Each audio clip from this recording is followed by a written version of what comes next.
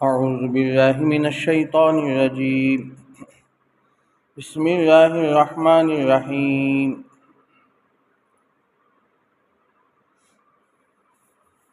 شروع کرتا ہوں میں اللہ کے نام سے جو بڑا مہربان نہایت رحم والا ہے۔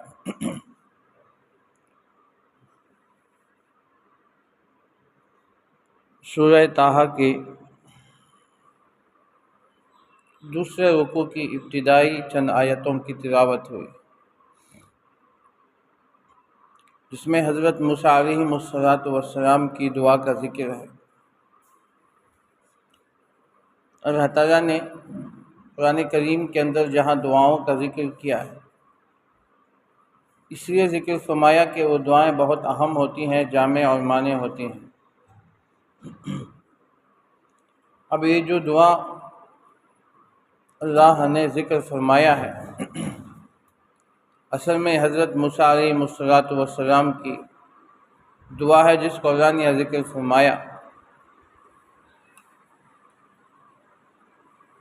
یہ دعا کب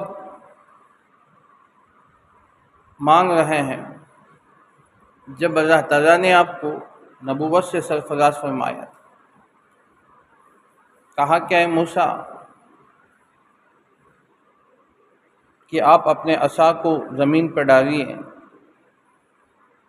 اور اپنے ہاتھ کو بغل سے ملائیے تاکہ آپ کا ہاتھ اور ہتھیلی روشن ہو جائیں۔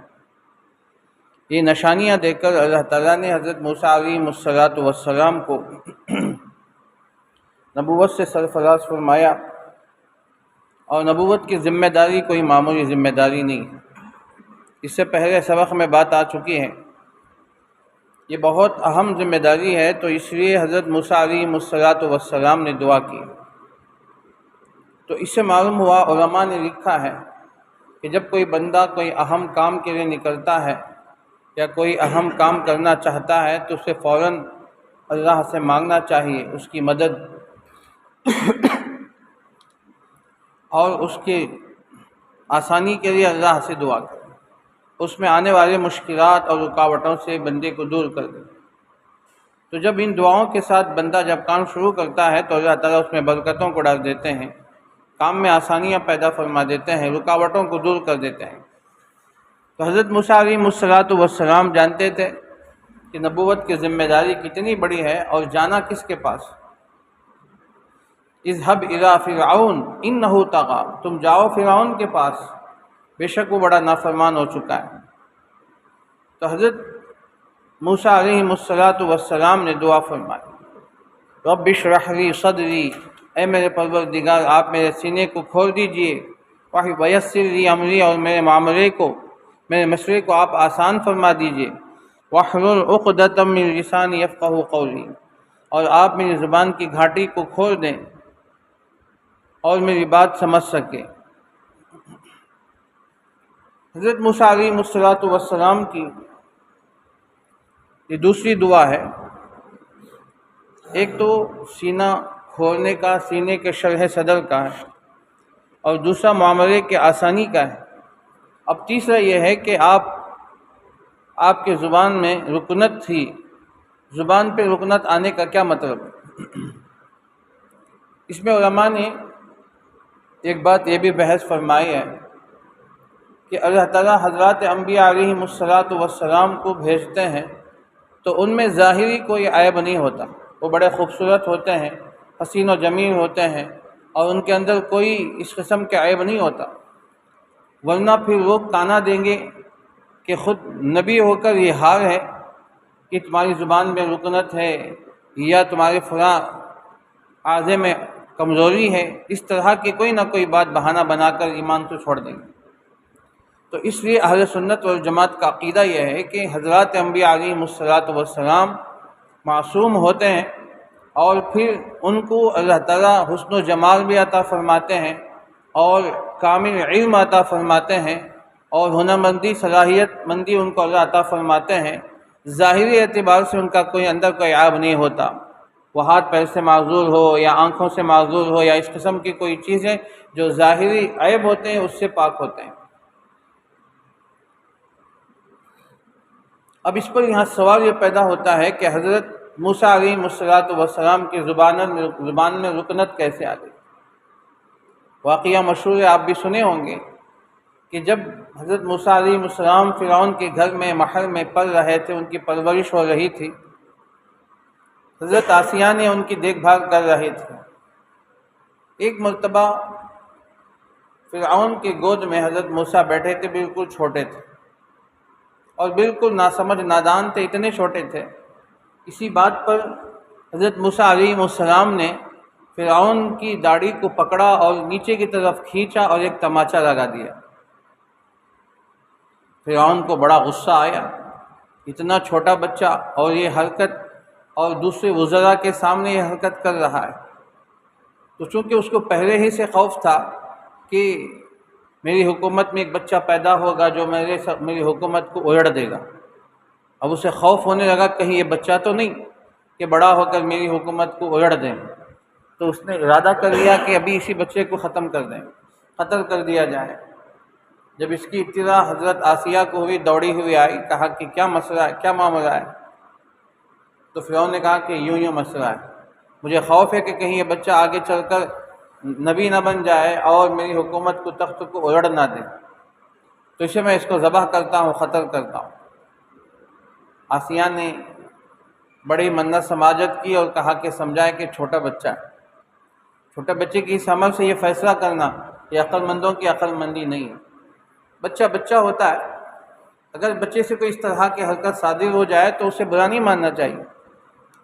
تو بہرحال کسی طرح سمجھایا، وہ اتنی آسانی سے ماننے والا نہیں تھا۔ تو فرعون نے کہا مجھے تھوڑا وقت دو۔ تو پھر اس نے اپنے خاص وزراء سے مشورہ کیا کہ کیا کرنا چاہیے۔ اس کے وزراء میں سے کسی وزیر نے، احمق نے، یہ رائے دی کہ بچے کا امتحان لیا جائے۔ کہا کہ اچھا بچے کا امتحان، کیسا امتحان؟ کہا کہ ہم بچے کا امتحان لیں گے، اگر یہ بچہ واقعی بڑا ہو کر ہماری حکومت کو اجڑ دے گا تو پتہ چل جائے گا۔ تو اس نے رائے دی کہ ایک طبق میں سونے، جو چمکتے ہوئے سونے ہیں، سونے کی ڈلیاں ہیں، یا رکھ دیا جائے، دوسری طرف آگ، اگیٹی میں آگ ڈال کے رکھ دیا جائے، انگارے رکھ دیا جائے، اب بچے کو بیچ میں چھوڑ دیا جائے، وہ کدھر جاتا ہے؟ اگر وہ سونے کی طرف جا رہا ہے تو سمجھیں گے کہ بچہ آگے چل کر ہمیں اجڑ دے گا اور بڑا سمجھدار ہے۔ تو یہ مشورہ فرعون کو بڑا پسند آیا، یہ تو بہت اچھا امتحان ہے، چلو بچے کا فیصلہ ابھی ہو جائے۔ چنانچہ اس کا انتظام کیا گیا۔ بیچ میں چھوٹے سے حضرت موسیٰ علیہ السلام چلتے تھے یا رینگتے تھے، بالکل چھوٹے تھے۔ وہ چلتے ہوئے قریب گئے، قریب تھا کہ وہ سونے کی طرف ہاتھ بڑھاتے۔ مفسرین کرام نے لکھا ہے کہ جبرائیل امین علیہ السلام فوراً وہاں آئے اور بچے کا رخ موڑ دیا، اور وہ سیدھا حضرت موسیٰ علیہ السلام چھوٹے تھے، انگار کے ایک ٹکڑے کو لیا منہ میں ڈال دیا، جس کی وجہ سے رکنت پیدا ہو گئی۔ ان کی زبان جل گئی تھی، اس کی وجہ سے ان کی زبان میں تھوڑی سی رکنت تھی، تیزی کے ساتھ روانی اور فر نہیں بول سکتے تھے، تھوڑا رک رک کر بولتے تھے۔ اب ایک عیب پیدا ہو گیا۔ اب سوال یہ ہے کہ حضرت موسیٰ علیہ السلام نبی ہیں تو ان کی زبان میں رکنت ایک ایسی، تو اسے اب جواب بالکل آسان ہے، اسے کہ واقعہ جب سامنے آ جاتا ہے تو یہ بات بالکل واضح ہو گئی۔ تو نبی جو بظاہر بے عیب ہوتے ہیں یہ پیدائشی طور پر، آگے چل کر کچھ عیب آ جائے یا کسی قسم کی چیز پیدا ہو جائے تو الگ چیز، وہ طبعی وجہ سے یا کسی اور وجہ سے۔ تو اس سے حضرت موسیٰ علیہ السلام طبعی طور پر جو پیدا ہوئے وہ بے عیب پیدا ہوئے، ان کے اندر کوئی عیب نہیں تھا، 2-4 سال تک اسی طرح رہے۔ پھر اس کے بعد، اس واقعے کے بعد حضرت موسیٰ علیہ السلام نے جو لوہے کے، جو آگ کے انگارے کو انہوں نے اپنے منہ میں ڈال دیا تھا، جس کی وجہ سے ان کی زبان میں رکنت پیدا ہو گئی تھی، عیب بعد میں پیدا ہوا۔ اور مفسرین کرام نے، علامہ محمود آلوسی نے لکھا ہے کہ اتنا زیادہ بھی عیب نہیں تھا، بس تھوڑی سی رکنت تھی زبان پہ۔ تو اس لیے اس طرح کا عیب پیدا ہو جانا کہ جس سے لوگ، عوام آپ کا مذاق اڑائیں، اس قسم کا کوئی عیب نہیں تھا، اور اللہ تعالیٰ نبیوں کو اس سے حفاظت فرماتے ہیں کہ عوام ان کا مذاق اڑائے۔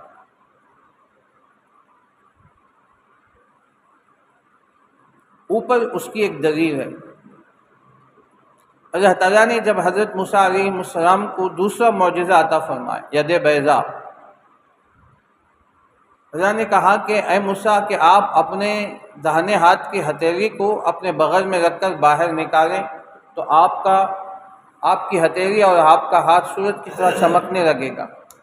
لیکن اس میں جملہ یوں کہا اللہ نے، تخرج بیضاء من غیر سوء، وہ آپ کا ہاتھ نکلے گا جب آپ بغل سے نکالیں گے تو آپ کا ہاتھ روشن ہوگا، چمکدار ہوگا۔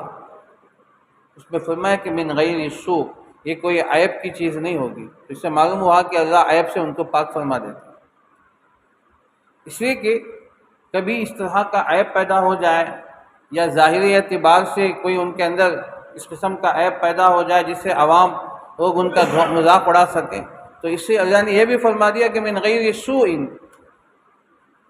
بغیر کسی عیب کے، بغیر کسی برائی کے وہ ہاتھ آپ کا چمکے گا۔ لِنُرِيَكَ مِنْ آيَاتِنَا الْكُبْرَى، تاکہ ہم آپ کو دکھا دیں ہماری بڑی بڑی نشانیاں، ہماری بڑی قدرتیں۔ تو یہ اللہ تعالیٰ نے حضرت موسیٰ علیہ السلام کو اس طرح پیدا فرمایا کہ آپ بے عیب تھے، لیکن بعد میں رکنت کی شکایت پیدا ہو گئی تھی۔ اب حضرت موسیٰ علیہ السلام کو یہ خوف تھا کہ کہیں ایسا نہ ہو کہ میں جا کر فرعون کو دعوت دوں اور میری زبان رک رک کر چلنے لگے، جس سے ہو سکتا ہے کہ وہ مذاق کرے۔ تو اس سے حضرت موسیٰ علیہ السلام نے دعا فرمائی، وَاحْلُلْ عُقْدَةً مِّن لِّسَانِي يَفْقَهُوا قَوْلِي، کہ آپ میری زبان کی گھاٹیوں کو آپ کھول دیجئے، یفقہوا قولی، تاکہ وہ میری بات سمجھ لیں۔ یہاں اس آیت پر حضرت تھانوی نے لکھا ہے اور دیگر بہت سے مفسرین کرام نے، علماء نے لکھا ہے، اگر کسی بچے کی زبان پہ رکنت پیدا ہو جائے تو اس کے لیے یہ آیت بہت مفید ہے۔ اس کا طریقہ عمل یہ ہے کہ بچے کو ایک تو یہ آیت یاد کرا دیں، وہ بچہ وہ آیت پڑھتا رہے۔ اگر بچہ پڑھ نہیں سکتا ہے تو دوسرا طریقہ کار یہ ہے کہ شہد لے کر شہد میں روزانہ ہر نماز کے بعد 21 مرتبہ یہ آیتیں پڑھ کر اس شہد میں دم کر، روزانہ 5 وقت نماز کے بعد 21 مرتبہ ان آیتوں کو، رب اشرح لی صدری ویسر لی امری واحلل عقدۃ من لسانی یفقہوا قولی، یہ آیتیں، اتنی آیتیں پڑھ کر 21 مرتبہ یا 11 مرتبہ شہد میں دم کر دیں۔ اب یہ شہد صبح اٹھ کر نہر پیٹ اس بچے کو ایک مٹی کے برتن میں ڈال دیں، تھوڑا سا آدھا ٹی اسپون ڈال دیں اور اس کو پھیلا دیں، اور بچے سے کہے کہ اسے خوب چاٹے اپنی زبان سے۔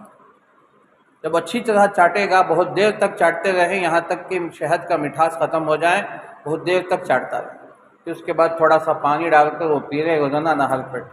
یہ عمل اگر کرے گا چند دن تک، انشاءاللہ بہت جلد اس کی زبان سے رکنت ختم ہو جائے گی، یا کم سے کم اتنا تو ہے کہ انشاءاللہ رکنت کم ہو جائے گی، جو زیادہ رکنت ہوتی ہے وہ کم ہو جائے گی۔ بہرحال یہ ایک عمل ہے، قرآنی عمل۔ حضرت تھانوی کی کتاب ہے آیات قرآنی اور قرآن سے شفا، اس قسم کی بہت سی چھوٹی چھوٹی کتابیں آپ کو دستیاب ہوں گی، ان میں یہ علاج و معالجہ لکھا جاتا ہے، قرآن کریم کے آیات سے شفا ہے۔ تو بہرحال اگر بندہ یقین کے ساتھ اس طرح کریں، انشاءاللہ اس کا فائدہ ضرور ہوگا، کیونکہ قرآن کی آیتوں مفید ہیں، اور قرآن کی آیتوں میں اللہ نے شفا رکھیں، فیہ شفاء للناس، اللہ نے اس میں شفا رکھیں۔ اور شہد خود اللہ نے سے فرمایا کہ شہد کے بارے میں کہ خود اس کے اندر شفا ہے، تو شہد خود ایک شفا ہے، جس قرآن نے کہا نسقیکم مما فی بطونہا شراب مختلف الوانہ فیہ شفاء للناس، جو سورہ حجر کے اندر ہے۔ اللہ نے فرمایا کہ شہد کے اندر خود ایک شفا ہے، اور پھر قرآنی آیات اس کے ساتھ اگر پڑھ کر دم کر دیا جائے، جب شفا کے ساتھ شفا والی آیتیں مل جاتی ہیں تو اور زیادہ مفید ثابت ہوتی ہیں۔ بہرحال واللہ اعلم۔ تو حضرت موسیٰ علیہ السلام نے دعا فرمائی، وَاحْلُلْ عُقْدَةً مِّن لِّسَانِي يَفْقَهُوا قَوْلِي، آپ میری زبان کی گھاٹی کو کھول دیجئے، یفقہوا قولی، تاکہ وہ میری بات سمجھ سکیں۔ وحلل عقدۃ من لسانی یفقہوا قولی۔ پھر آگے دعا فرمائے وجعل لی وزیرا من اہلی ہارون اخی اشدد بہ ازری واشرکہ فی امری۔ کہا کہ اے اللہ آپ میرے بھائی ہارون کو میرا معین بنا دیجئے، اس کو بھی آپ نبوت سے سرفراز فرما دیں، وہ میرا بھائی ہے، اور میری بازو کو میرے بھائی کے ذریعے سے مضبوط کر دیجئے، اور میرے معاملے میں یعنی نبوت کے معاملے میں، امر نبوت میں اس کو میرا شریک بنا دیجئے تاکہ کام کے اندر آسانیاں پیدا ہو جائیں۔ واقعہ تو آپ جانتے ہیں کہ حضرت موسیٰ علیہ السلام 10 سال کے بعد مدین سے مصر واپس آتے ہیں۔ راستے میں مصر کے قریب جو پہاڑ ہے کوہ طور ہے، وہاں اللہ نے آپ کو بلا کر نبوت سے سرفراز فرمایا۔ حضرت موسیٰ 10 سال کے بعد واپس آ گئے اور کوہ طور میں فی وقت قیام ہے، وہاں نبوت مل رہی ہے، اللہ تعالیٰ سے گفتگو اور کلام ہو رہا ہے۔ حضرت ہارون علیہ السلام جو ان سے عمر میں 1 یا 2 سال بڑے تھے، وہ مصر کے اندر موجود ہیں، وہ بڑے ہیں عمر میں، اور حضرت موسیٰ علیہ السلام یہاں دعا کر رہے ہیں، تو دعا کا خلاصہ نتیجہ یہ ہے کہ آپ انہیں بھی نبوت سے سرفراز فرما دیں، آپ ان کو بھی نبی بنا دیں۔ یہ دعا ہے، دعا کا خلاصہ نتیجہ یہ ہے کہ جیسے آپ نے مجھے نبوت عطا کی ہے، میرے بھائی کو بھی نبوت عطا کر دیجئے۔ چنانچہ مفسرین کرام نے لکھا دعا قبول ہوئی، حضرت موسیٰ ابھی یہاں ہیں، مصر پہنچنے سے پہلے اللہ نے حضرت ہارون کو بھی نبوت سے سرفراز فرمایا، وہ بھی نبی بنا دیے گئے۔ اس کے بعد کہا کہ اذهبا الی فرعون انہ طغی، آگے ایک صفحے کے بعد آیت آ گئی کہ تم دونوں مل کے جاؤ فرعون کے پاس اور جا کر اس کو دعوت دو۔ اب یہ آخری دعا ہے حضرت موسیٰ علیہ السلام کی 4تھی دعا۔ اب اس میں کئی سوالات پیدا ہوتے ہیں۔ سوال یہ ہے کیا نبوت مانگنے سے مل جاتی ہے؟ دعا کی کرنے سے نبوت ملتی ہے؟ اور ہمارا عقیدہ تو یہ ہے کہ نبوت یہ من جانب اللہ ہوتی ہے، اس میں یہ مانگنے سے نہیں بلکہ اللہ تعالیٰ خود بخود عطا فرماتے ہیں، جسے چاہتے ہیں اللہ نبوت سے سرفراز فرماتے ہیں۔ اب بظاہر تو ایسے معلوم ہو رہا ہے کہ حضرت موسیٰ علیہ السلام اپنے بھائی کے لیے نبوت مانگ کے رہ گئے۔ یہ مانگنے کی تھوڑی چیز ہے، یہ کسبی چیز نہیں ہے، وہابی چیز ہے، یہ دعائیں کر کر کے رہنے کی چیز نہیں ہے، بلکہ خود اللہ جسے چاہتے ہیں یہب لمن یشاء، اللہ جسے چاہتے ہیں نبوت نبی سرفراز فرما دیتے ہیں، یہ مانگنے کی چیز نہیں ہے۔ لیکن حضرت موسیٰ علیہ السلام نے مانگا، وجہ کیا؟ اس پر علماء نے کافی بحثیں کی ہیں۔ مختصر خلاصہ نتیجہ اس کا یہ ہے کہ اللہ تعالیٰ جو نبوت عطا فرماتے ہیں، نبوت وہابی ہی ہے، کسبی نہیں ہے۔ کسبی کا مطلب یہ ہے کہ مانگ کر محنت کر کے رہنے کی چیز۔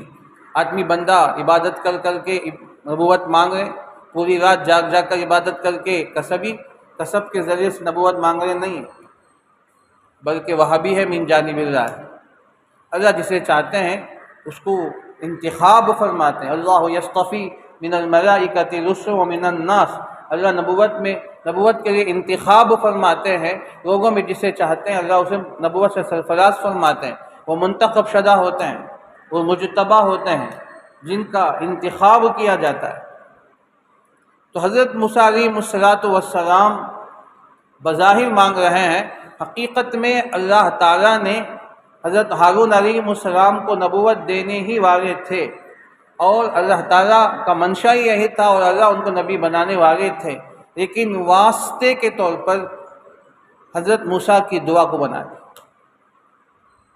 اور بعض مفسرین یہاں تک لکھا ہے خود اللہ تعالیٰ نے حضرت موسیٰ کے دل میں بات ڈالی کہ تم دعا کرو، میں تمہاری دعا قبول کروں گا، اور تم یہ دعا کرو۔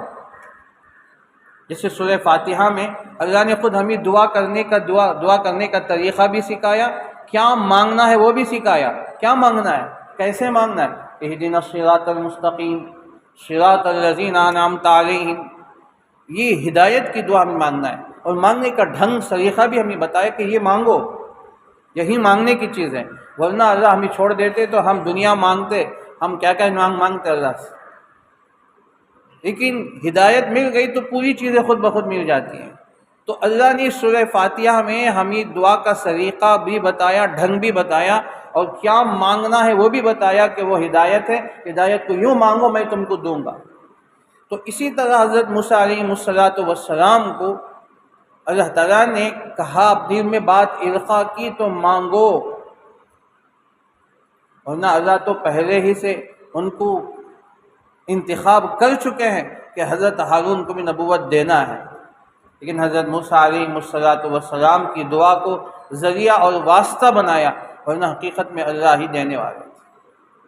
اسباب کے طور پر، کسبی طور پر اللہ تعالیٰ اس طرح مانگ رہے ہیں، اللہ تعالیٰ سے مانگ رہے ہیں۔ یہ ایک مختصر ہے جو سمجھنے کے لیے آسان ہے، ورنہ اور بھی بڑی تفاصیر میں اس پر کافی بحثیں ہوئی ہیں۔ تو بہرحال حضرت موسیٰ علیہ السلام نے مانگا۔ اب کیوں مانگا؟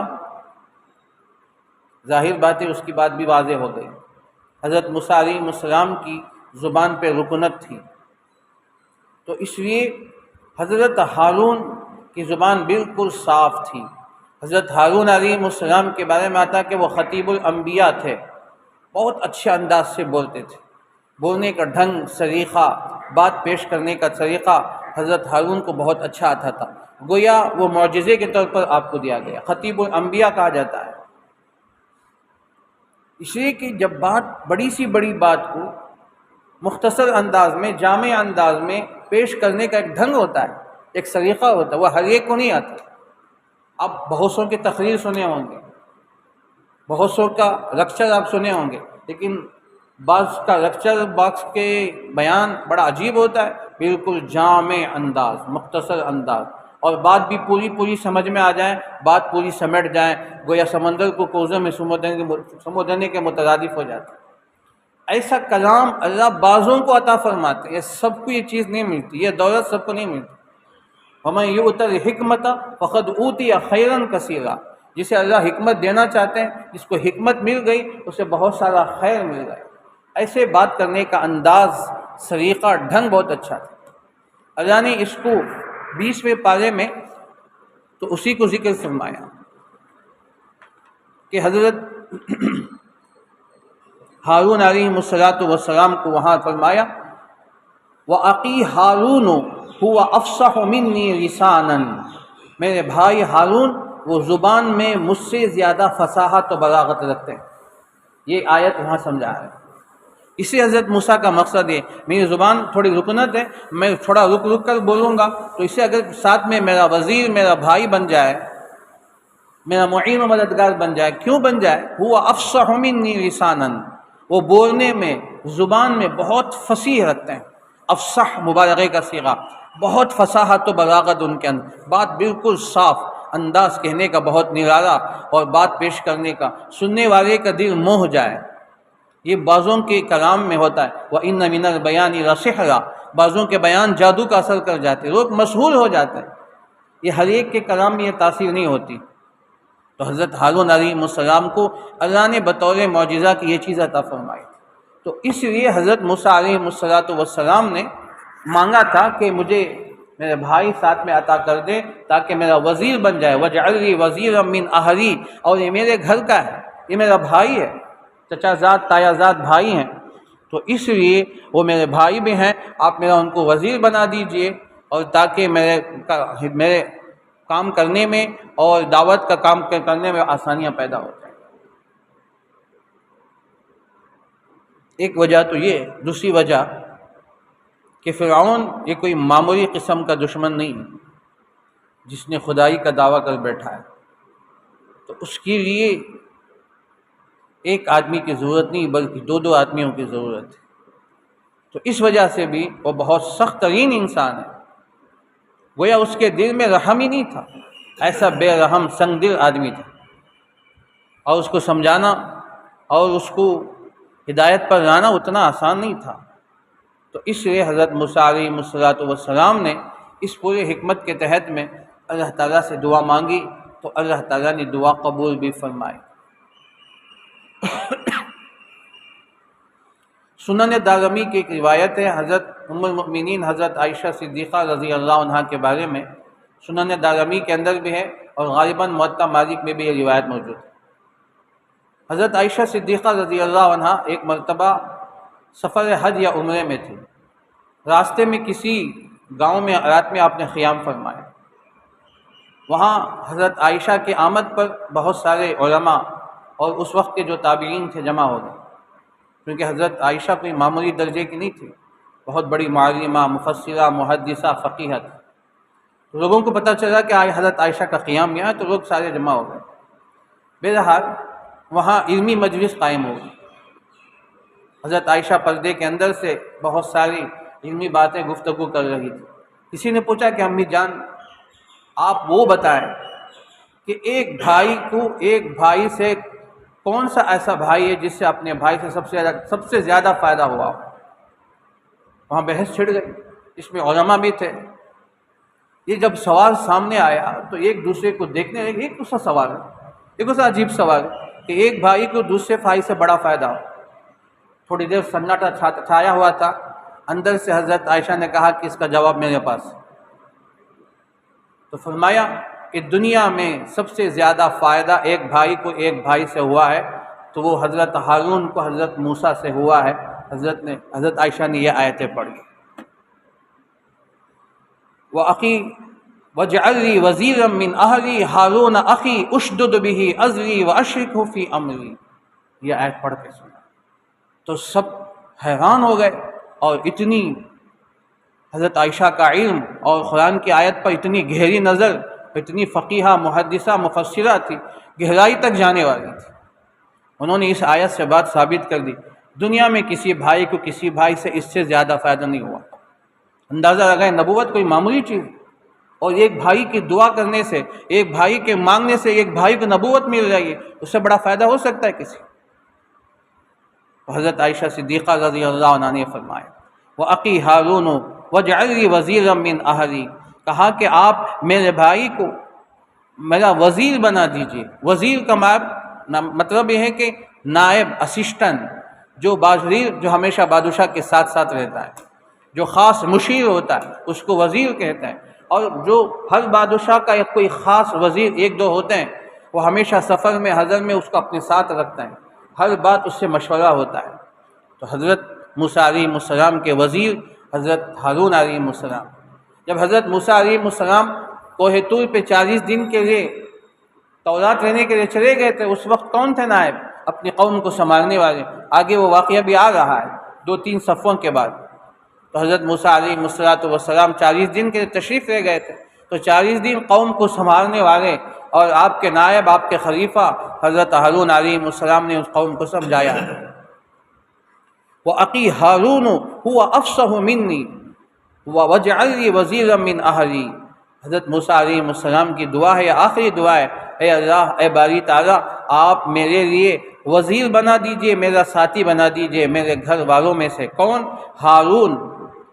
ہارون اخی، جو میرا بھائی، میرے بھائی ہارون کو آپ میرا وزیر بنا دیجئے۔ اشدد بہ ازری، وزیر بن کر کیا ہوگا؟ میرا بازو مضبوط ہو جائے گا۔ عضدہ کا وہاں فرمایا سورہ قصص کے اندر، عضد بازو مضبوط ہو جائے۔ اشدد بہ ازری واشرکہ فی امری، اور میرے امر نبوت میں اس کو شریک بنا دیجئے، نبوت کے معاملے میں وہ میرا شریک ہو، میرا ساتھی ہو۔ تو اس کے بعد امام جلال الدین سیوطی نے لکھا ہے کہ اللہ تعالیٰ نے حضرت موسیٰ کی دعا پوری فرما دی، کہا کہ اے موسیٰ، آپ مصر جانے سے پہلے ہم ان کو بھی نبوت سے سرفراز فرما دیں گے۔ یہاں حضرت موسیٰ نکلے ہیں، وہاں حضرت جبرائیل پہنچے ہیں اور ان کو نبوت سے اللہ نے سرفراز فرما دیا۔ حضرت موسیٰ نے کہا کہ کئی نسبحک کثیرا ونذکرک کثیرا، کہا کہ میں آپ کی تسبیح کثرت کے ساتھ کروں۔ یہ شکرانے کے طور پر، شکرانے کے طور پر اللہ تعالیٰ نے اپنے نبی حضرت محمد الرسول اللہ صلی اللہ علیہ وسلم کو فتح مکہ عطا فرمایا نا، اذا جاء نصر اللہ والفتح ورأیت الناس يدخلون فی دین اللہ افواجا۔ اب آپ کے دین کو غلبہ عطا فرمایا، دین غالب ہو چکا تھا، مکہ فتح ہو گیا، فتح مکہ ہو گیا۔ اب شکرانے کے طور پر اللہ نے کہا کہ فسبح بحمد ربک واستغفر، اے نبی جی آپ اللہ کی تسبیح خوب بیان کیجیے، استغفار کیجیے، انہ کان توابا، بے شک وہ توبہ قبول کرنے والا ہے، معافی کو قبول کرنے والا ہے۔ تو جب نعمت بڑی ہوتی ہے تو اس کا شکر بھی بہت زیادہ ہونا چاہیے، تو اسے کہا کہ کثیرا، کئی نسبحک کثیرا، تاکہ ہم آپ کی کثرت کے ساتھ تسبیح کریں، صرف تسبیح نہیں، تسبیح میں کثرت، اذکر اللہ ذکرا کثیرا، کثرت کے ساتھ اللہ کی تسبیح کریں۔ اتنی بڑی نعمت آپ مجھے بھی دے رہے ہیں، میرے بھائی کو بھی دے رہے ہیں، اس سے بڑی نعمت کیا ہو سکتی ہے دنیا کے اندر؟ کئی نسبحک کثیرا ونذکرک کثیرا، ہم آپ کو بہت کثرت کے ساتھ یاد کریں گے، بہت زیادہ ہم آپ کا تذکرہ کریں گے، بہت زیادہ اٹھتے بیٹھتے چلتے پھرتے ہر وقت ہم آپ کی اس شکران نعمت پر ہم آپ کی تسبیح و تذکیر بیان کریں گے۔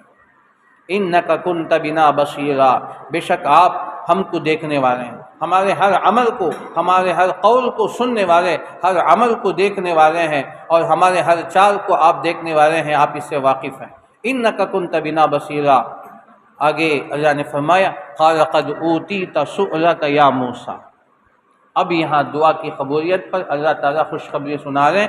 قال، اللہ نے کہا کہ قد اوتیت سؤلک یا موسیٰ، اے موسیٰ آپ کے سوال کو پورا کر دیا گیا۔ 5 دعائیں تھیں، 5 دعائیں قبول ہو گئی۔ اسے بہت جامع دعا ہے، اس دعا کا اہتمام کریں، اسے اللہ تعالیٰ ہماری دنیا کی تمام ضروریات پوری فرما دیں گے۔ ان دعاؤں کا اگر ہم اہتمام کریں گے تو اللہ تعالیٰ ہمارے دنیاوی امور میں یا اخروی امور میں اللہ ہمارے کسی نہ کسی کو ہمارا معین بنا دے گا۔ اگر ہم محرک بن رہے ہیں، ہم کوئی تحریک لے کر کام کر رہے ہیں، اس دعا کا خوب اہتمام کرنا چاہیے۔ ہر دعا میں، ہر نماز کے بعد اگر یہ دعائیں کرتے رہیں گے تو اللہ ہمارے لیے ایسے معین کو کھڑا کر دیں گے جو ہماری مدد کریں گے، اور وہ مخلص ہوں گے۔ حضرت ہارون مخلص ہیں، نبی ہیں، تو اللہ تعالیٰ ہمیں ایسا مخلصین عطا فرمائے۔ میں عام طور سے اپنے خاص بیان میں اس طرح کہا کرتا ہوں کہ اگر کوئی آدمی محرک ہو، کام کو لے کر چلتا ہے، اللہ نے اسے قائد بنایا ہے، وہ ذمہ دار بنایا ہے، کوئی کام چاہے دنیا کا معاملہ ہو، اخروی معاملہ ہو یا سیاسی معاملہ ہو، ملی فلاحی معاملہ ہو، اگر اللہ نے کسی کو گائیڈ بنایا، قائد بنایا، وہ آگے آگے چلتا ہے، لوگ اس کے پیچھے چلتے ہیں۔ تو اگر آپ اپنی مخلصین چاہتے ہیں تو یہ دعا کا اہتمام کریں، جو حضرت موسیٰ نے اپنے لیے مخلص مانگا، اپنے لیے معین و مددگار مانگا تاکہ ان کا بازو مضبوط ہو جائے، ان کے بازو مضبوط ہو جائے۔ تو اگر ہم اپنے بازو کو مضبوط کرنا چاہتے ہیں تو یہ اللہ سے مانگتے رہیں، اللہ ہمیں ہارون جیسے صفات والے آدمی کو ہمیں ہمارے ساتھ لگا دے گا، جو مخلص بھی ہوگا، جو اللہ کا ذکر بھی کرے گا، نمازوں کا بھی اہتمام کرے گا۔ دوستو، دعائیں جو قرآن کریم میں ذکر فرماتے کوئی معمولی نہیں ہے، یہ واقعے کے طور پر نہیں کہ حضرت موسیٰ نے دعا کی، اللہ نے قبول فرمائی، اس کے تحت میں اس کا منشا کیا ہے، اللہ نے ان دعاؤں کو کیوں ذکر کر کے قرآن کا ایک حصہ اس کو بنایا، اور قیامت تک کے لیے اللہ نے قرآن میں آیتیں بنا کر پیش کر دی۔ تو حضرت موسیٰ کی دعائیں، اور وہ بھی کوہ طور پہ اللہ کے سامنے براہ راست، درمیان میں کوئی حجاب نہیں، براہ راست اللہ سے مانگا، اور اللہ نے وعدہ بھی فرمایا اور خوشخبری سنا دی، قد اوتیت سؤلک یا موسیٰ، اے موسیٰ آپ کی دعا پوری کر دی گئی، آپ کا سوال پورا کر دیا گیا۔ اللہ تعالیٰ سے دعا کیجیے کہ اللہ تعالیٰ ہمیں بھی ایسے معین و مددگار بنائے، اور اللہ بھی ہمارے اندر وہ قابلیت و صلاحیت پیدا فرمائے